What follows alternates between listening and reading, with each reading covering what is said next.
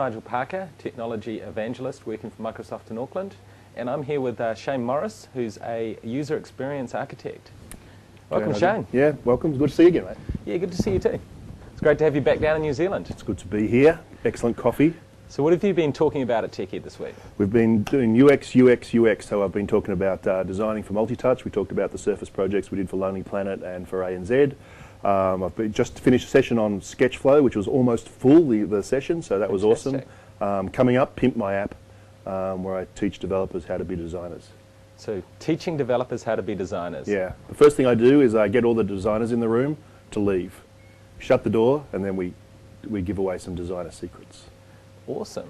So what's it like being a designer at a technical event full of developers? Well, I mean, probably TechEd New Zealand is my favourite event to come to as a designer because everyone's already wearing black. So I feel like I'm at home, right?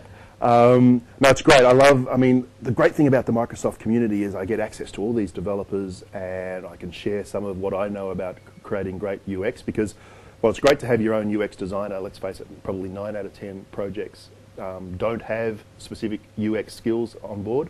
So it's great to be able to give some of the development community some of those skills to take back. So what are some of the things that developers can learn about design? I think what most developers think, or what most people think when they think of design, is that it starts with colours, fonts, logos, drops, you know, the visuals. Yeah. But really good design starts way before that, and it starts with thinking about what are the goals and motivations of the people who are going to use your product. If you can set that in place first, then that will help you make every design decision from then on. So you've got to start much earlier than colours, fonts and logos. And you touched on Sketchflow. Yep. Can you tell me a little bit about Sketchflow? Sketchflow is the prototyping and conceptual design feature on top of Blend.